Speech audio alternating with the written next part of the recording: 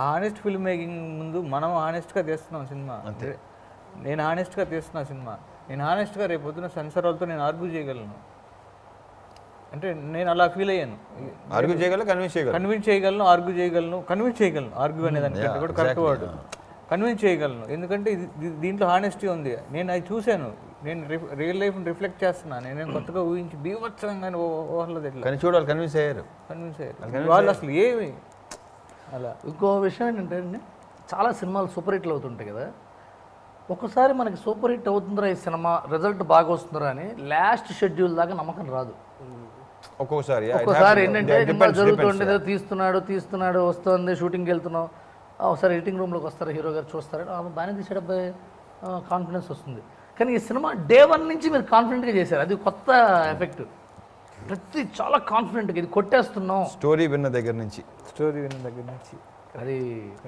మీరు ఒంగోలు బ్యాక్డ్రాప్ ఎందుకు తీసుకున్నావు గోపి? అంటే ఈ కథకి ఒంగోలు పెడదాం, ఏ ఊర్లోనే పెడతారు కదా పోలీస్ కథ అంటే, ఒంగోలు తీసుకోవటం వల్ల వచ్చిందా, లేదా పోలీస్ కథ అనుకుంటే ఒంగోలు వచ్చిందా? అంటే నాకు చాలా చాలా స్ట్రాంగ్. నేను బేసిక్గా ఏంటంటే నేను ఎప్పుడు ఏ ఇంటర్వ్యూలోనే ఎక్కడా చెప్పలే, నా కామెడీ డైరెక్టర్ అనే పేరు నేను చేసిన ఫస్ట్ సినిమా వలన నాకు ఆ ముద్ర పడింది. కానీ body guard drama, sentimental drama అయినా డాన్స్ సీన్ నుంచి కామెడీ. బేసిక్గా నాకు రా ఫిల్మ్ అంటే ఇష్టం. నాకు అవకాశం రాలా. అంటే నన్ను నేను ప్రూవ్ చేసుకునే అవకాశం కడుపులోనే బయట పెట్టుకునే పరిస్థితి లేదు. ఆ కడుపు నొప్పి ఎప్పుడు వచ్చింది, ఎప్పుడు బయట పెట్టుకునే అవకాశం ఎప్పుడు వచ్చింది? నన్ను నమ్మే హీరో ఉన్నారు, అది మెయిన్ అక్కడ. ఇప్పుడు ఇందాక ఫస్ట్ క్వశ్చన్ అడిగావు, ఈ కథను మీరు ఎలా ఒప్పుకున్నారన్నయ్య అని. అవును, అక్కడే ఇప్పుడు నేను ఎంత రియల్గా నేను ఒంగోలు బ్యాక్డ్రాప్ తీసుకోవాలని నేను ఫిక్స్ అయిపోయా. ఎందుకంటే ఒక పోలీస్ ఆఫీసరు కొత్త ఎలిమెంట్లు నాకు ఏమున్నాయి ఎలిమెంట్లు అంటే గాడిద రక్తం తాగేది మనం విన్నాం, దాన్ని విజువల్గా చూపిద్దాం, ఇది కొత్త ఎలిమెంటు. కరెంట్ తీసేసి మర్డర్ చేస్తారు, ఇది కొత్త ఎలిమెంటు. ఈ ఎలిమెంట్లతోటి పోలీస్ ఆఫీసర్ కథ వేసుకొని ఎప్పుడు జరిగి ఉండొచ్చు, బట్ స్క్రీన్కి కొత్త నేను చూడాల. ఇప్పుడు నేను చూడాల, అది చూపిస్తే బాగుంటుంది అనుకొని దాన్ని మొత్తం డిజైన్ చేసుకొని దాన్ని ప్రాపర్గా తీసుకొచ్చిన తర్వాత దాన్ని అంటే ఒంగోలు బ్యాక్డ్రాప్ అనేది ఫిక్స్ అయిపోయాయి. ఇక మా వివేక్ అంటా ఉండేవాడు, రైటర్ వివేక్, ఏమన్నా ఒంగోలు ఎక్కువ చెప్పకండి అని. రాయలసీమ పిచ్చి కదా చెప్పనాడు. అంటే ఆ ఒంగోలు నేను ఏంటంటే మామూలుగా ముందు ఒక ఒంగోలు వెనక ఒంగోలు డైలాగ్ కూడా వేసాను, రే ఒంగోలు నడిబొడ్లో నగరంగా సీసం పెట్టి నవరంధ్రాలు సీసం బస్తా నా కొడక అనేది. అక్కడ ప్రతి చోట నేను ఒంగోలు అనే దాన్ని వాడటానికి ట్రై చేసేవాడిని. ఎంత ఒంగోలు మీద అభిమానం ఉంటే మాత్రం కొంచెం అక్కడక్కడ తగ్గించబట్టే నా సరౌండింగ్ నేను బాగా పెట్టుకున్నా. అవును, నేను అంటే ఫుల్గా వాళ్ళ ఒపీనియన్స్ ఇవి కరెక్ట్ టీం వర్క్, ఇది మంచి టీం దొరికింది. సో దాన్ని నమ్మి ముందు రవి గారు దాన్ని ఆ ఒంగోలు బ్యాక్డ్రాప్ని మీరు యాజ్ తీసుకుంది అదే ఆన్సర్ ఫ్రెష్గా ఫీల్ అయ్యారు. స్క్రిప్ట్ మళ్ళీ కథ గురించి ఇంకోసేపు వద్దాం. అంటే ఆవిడని చూడంగానే గుర్తుకొచ్చింది, శృతి హాసన్కి ఫైట్ ఉంటుందండి అని కాన్ఫిడెంట్గా చెప్పాడా, నసుగుతూ చెప్పాడా, మీరు ఎలా రియాక్ట్ అయ్యారు? వెరీ కాన్ఫిడెంట్ చెప్పాడు. జస్ట్ నాకు ఇమీడియట్గా నచ్చింది. నాకు ఎలా హీరోగా ఉంటూ ఇంత పెద్ద స్టార్ హీరో అయ్యండి, ఒక హీరోయిన్ ఫైట్ చేస్తుంది, మీరేమో బతిమాలుకుంటూ ఉంటారు, కృష్ణ గారు క్రిస్టిగా అనేదాకా అందరం. అంటే ఇది కాదు రవితేజ్, ఇది కాదు, ఇలా చేయడు, ఎందుకు చేస్తున్నాడు, ఇట్లా బతిమాలేసుకుంటున్నాడు ఏంటి అని మీరు బతిమాలుతున్నారని కన్విన్స్ అయ్యాక కానీ మీరు కిట్టిగానే ఓపెన్ చేయలే. అప్పటిదాకా నసా కిట్టిగారు అని కృష్ణ గారు అసలు హీరోయిన్ ఫైట్ పెడతా అంటే మీరు ఒప్పుకోవడం నిజంగా కథకు వాల్యూ ఇవ్వటం, ఐడియాకి వాల్యూ ఇవ్వటం. అది చాలామంది, మరి నేను హీరో అయితే చేయను, అందరూ చేస్తారు. నేనున్నానే కదా, నేను కరాటే నేర్చుకున్నా, కుంఫు నేర్చుకున్నా, 6 ప్యాక్ వచ్చింది, బస్కిల్ తీస్తున్నా, నేను చేస్తాగా ఫైట్ అంటాం కదా. మీరు అది నిజంగా హ్యాట్స్ ఆఫ్ టు యూ. మీరు ఎలా ఎందుకు కన్విన్స్ చేశారు, ఎలా కన్విన్స్ చేశారు ఆ సీన్? నేను సిన్సియర్గా చెప్పా ఇదేని. అంటే ఒకవేళ ఫ్యామిలీ మీదకి అటాక్ వస్తే ఎవరు సేవ్ చేసుకునే డిస్కషన్ వస్తుంది కదా, ఎలా చేస్తారు? యాక్చువల్గా ఏంటంటే నాకు ఫస్ట్ నుంచి స్క్రిప్ట్లో టేక్ ఆఫ్ నుంచి నేను చాలా పోలీస్ కథలు సినిమాలు మనం చూస్తున్నాం. ఇప్పుడు అంకుశం కానీ లేకపోతే ఇంకా రకరకాల కథలు. నాకు వెరీ స్ట్రాంగ్ నేను నమ్మింది ఏంటి అంటే ఒక ఫ్యామిలీ ఉంది, ఒక కిడ్ ఉన్నాడు, ఈ ఫ్యామిలీతో పోలీస్ ఆఫీసర్ చాలా హ్యాపీగా ఉంటున్నాడు, చాలా ఎక్కువ ఉన్నాడు, జోవియల్గా ఉంటున్నాడు, ఒక క్యూట్ ఫ్యామిలీని చూపిస్తున్నాం. ఈ క్యూట్ ఫ్యామిలీని ఎంత క్యూట్ ఫ్యామిలీ అనేది నేను చెప్తే అందుకని కోరమేసిన సాంగ్ కూడా వచ్చింది అక్కడ. అవును. ఈ సాంగ్ అయిన తర్వాత ఆయన వేసేస్తారేమో, ఇంకో చాట వేసేస్తారేమో, ఆ చిన్న టెన్షన్ క్రియేట్ చేసుకుంటూ వచ్చాను నేను. ఎందుకంటే నువ్వు ఎక్కువ ఎప్పుడైనా సరే సినిమా మీకు క్లోజ్గా ఉన్నది క్లోజ్గా ఉంటుంది, ఆ క్యారెక్టర్ చంపేస్తామేమో అని ఒక లీడు తయారు చేస్తుంది, చేస్తూ ఉంటాం. అది ఒక చిన్న ఇది చేస్తుంటుంది. అబ్బా ఏంటి వీళ్ళు ఎంత క్లోజ్ అయిపోతున్నారు ఏంటి, ఇప్పుడు ఇంకేంటి నెక్స్ట్ క్యారెక్టర్ని ఫినిష్ చేస్తున్నారు డైరెక్టరు అనేది చిన్న కావాలని 2-3 టచ్లు ఇచ్చి వదిలేను నేను. అది కానీ నా బ్యాక్ ఆఫ్ ది మైండ్ ఏంటి అంటే అమ్మాయి పోలీస్ ఆఫీసరు అనేది అక్కడ రివీల్ చేయటం అనేది పెట్టుకున్నది, బ్యాంగ్ లాగా పెట్టుకుంది. Very good. అది శివలో చిన్న క్యారెక్టరు, ఆదిలో చలపతిరావు గారి క్యారెక్టరు, కాసేపు ఎక్కువసేపు కనిపించి పుసుక్కుని పోతారు, హీరో సేవ్ చేసుకోలేండి.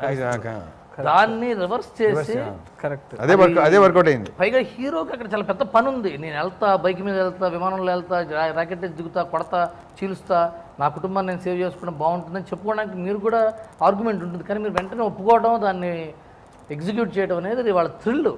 ఎందుకంటే ఇప్పుడు మా అమ్మాయి వాళ్ళ సినిమాకి వెళ్ళింది, మా ఫ్రెండ్స్ వెళ్ళారు నిన్న కొంతమంది, వాళ్ళు ఫోన్ చేసి ఆ విషయం చెప్తున్నారు. ఏమండి నేను ఫోన్ చేయగానే నా క్యారెక్టర్ అలా ఉంది అని అడుగుతారేమో అనుకుంటే వాళ్ళేమో శృతి హాసన్తో ఫైట్ చేయించడం చాలా గ్రేట్ అండి, చాలా బాగుందండి. సరే నేను ఎలా చేశా, బాగానే చేశాను, ఫోన్ పెట్టేస్తున్నాను. ఇది నేను హత్య అందుకని అడిగా. ఇంకోటి రామ్ లక్ష్మణుల ఫైట్ కూడా ఆ బీచ్ అనే ఆ లొకేషన్ వాళ్ళకి పూర్వం వచ్చేసి ఉంటుంది నాకు తెలిసి. వాళ్ళు అదే ఊరు కదా, అదే జరిగింది, అదే కనిపించింది స్క్రీన్ మీద, అదే ఊరు, వాళ్ళు అక్కడే తిరిగేవాళ్ళు. అవును, బాడీ లాంగ్వేజ్ కూడా కొంతమంది ఉంటారు కదా, అవునవును, బాడీ లాంగ్వేజ్ కూడా వాడే ఫిక్స్ చేశారు, ఇలా ఉండాలి, ఎలా వాళ్ళ ఊరు గురించి చెప్పుకునే అవకాశం వాళ్ళకి కూడా వచ్చింది. అవును, వాళ్ళు చాలా ఇదిగా కనెక్ట్ అయిపోయారు వాళ్ళు. అసలు ఆ బీచ్లో వెళ్తూ క్లైమాక్స్లో స్టన్స్ అని కాల్చేది హీరో గారు ఇట్లా లేచి గాలిలో సిలబెట్ షాట్ కదా, అది ఎక్స్ట్రాడినరీ పోస్టర్ షాట్ లేదు, ఫెంటాస్టిక్ ఐడియా, అసలు ఫెంటాస్టిక్ ఐడియా. దాన్ని మాత్రం అసలు I think that will change the dynamic of fights. అంటే ఫైట్లు అంటే ఏంటి అనే దాని మీద ఒక స్టోరీలు వేసుకోవచ్చు, ఇలా కావాలి నాకు ఫైట్, ఇలా చెప్పుకోవడానికి ఉంటుంది అది ఐడియా. ఇంకో అసలు వర శరత్ కుమార్ గారు ఆవిడని ఎందుకు కాస్ట్ చేయాల్సి వచ్చిందంటే మీరు రాసుకున్నప్పుడు ఆవిడే అనుకున్నారా, లేదా వెతికి ఇంకెవరు లేక ఆవిడ? లేదు, ఏమైందంటే టు బి ఫ్రాంక్ చెప్తా, జయమ్మ క్యారెక్టర్కి ఇద్దరు ఆప్షన్స్, నాకు ఇద్దరు ఆప్షన్స్. తను కూడా వరలక్ష్మి, తను ఇంకో క్యారెక్టర్.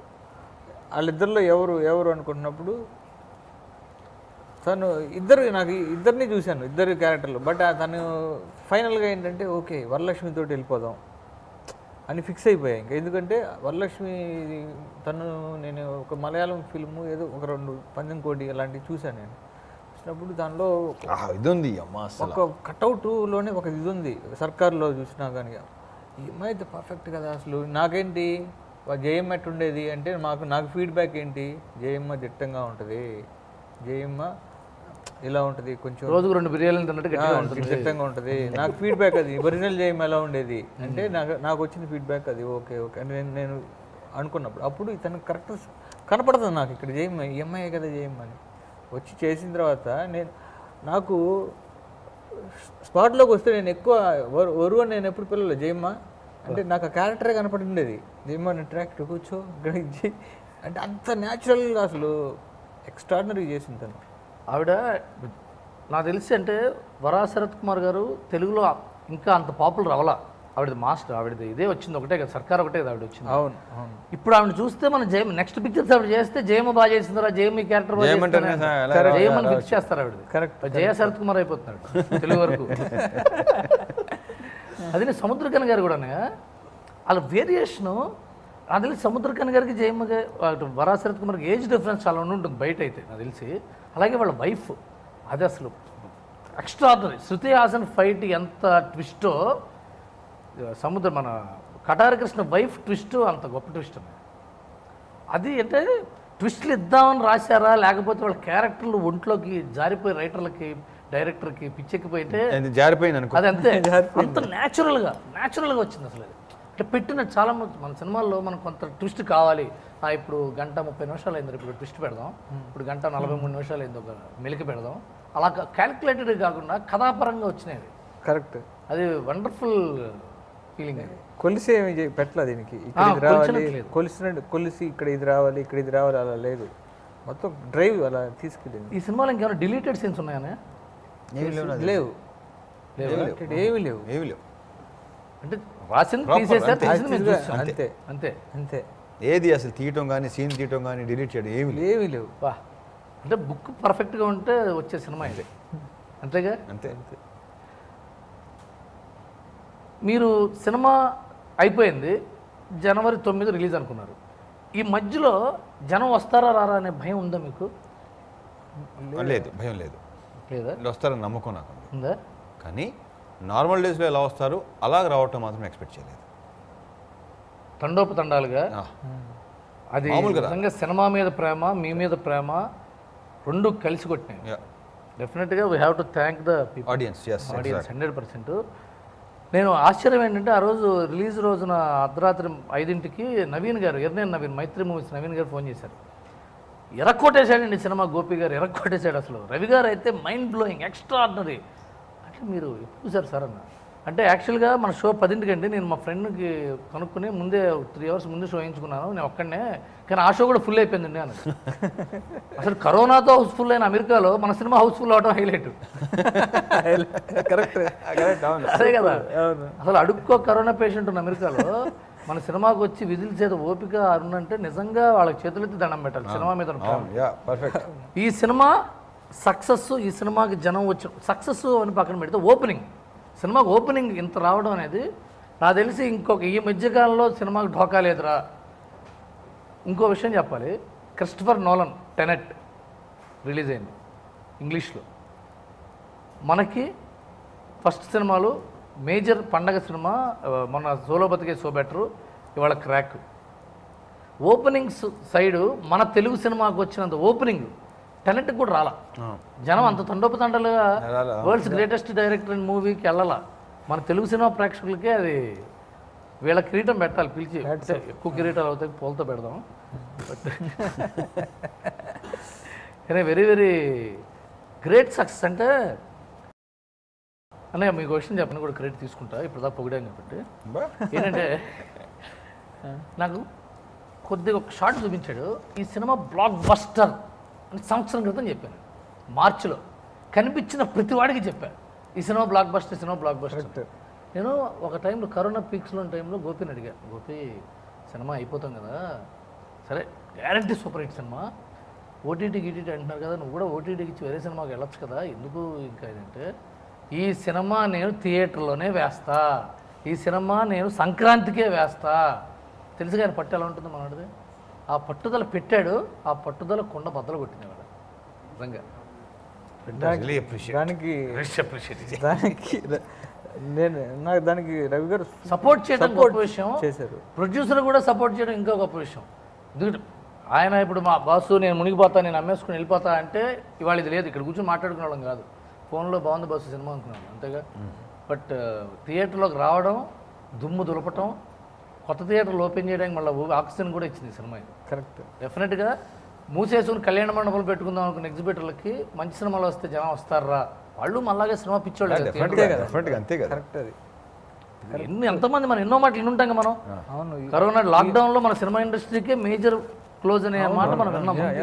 7 నెలల కాలంలో చాలా చోట్ల విన్నాం, ఇది కళ్యాణ మండపాలు షిఫ్ట్ అయిపోతాయని అయిపోతాయని చాలా వినటానికి అసలు భయం వేసేది. వైబ్రేషన్ భయం కదా. వైబ్రేషన్ ఏంటి, మన సినిమా స్క్రీన్ చూడవా ఏంటి అంటే మనకి ఎవరన్నా రియల్ ఎస్టేట్ వాళ్ళు ఉంటే ఆయనకు ఫ్లాట్ కొనిపెట్టండి తెలుగులో. ఈ సక్సెస్ సందర్భంగా ప్రేక్షకులకు మనం థ్యాంక్స్ చెప్పుకోవాలని, డెఫినెట్గా. అలాగే బెస్ట్ విషెస్ కూడా చెప్పుకోవాలి. మీరే తెలుగు ప్రేక్షకులందరికీ, ఫ్యాన్స్ అందరికీ, తమ్ముళ్ళు thank you very much. And మీ అందరికీ సంక్రాంతి శుభాకాంక్షలు. మాస్క్ వేసుకొని బాగా ఎంజాయ్ చేయండి సినిమాని. థ్యాంక్ యూ అందరికీ. నిజంగా తెలుగు సినిమా సత్తా దాటారు. అలానే మన తెలుగు వాళ్ళందరూ సినిమా అంటే ఎంత పిచ్చో మీరు ప్రూవ్ చేశారు. మీ అందరికీ చేతులు ఎత్తి నమస్కారం పెట్టుకుంటున్నా. అలానే థియేటర్లకు వచ్చే వాళ్ళందరూ, ఫ్యామిలీస్ అందరూ కూడా సేఫ్టీ మెజర్స్ తీసుకుంటూ మాస్కులు వేసుకొని శానిటైజర్లతో వచ్చి ఎంజాయ్ చేయండి. ఈ సంక్రాంతి పండుగ మందే. అందరికీ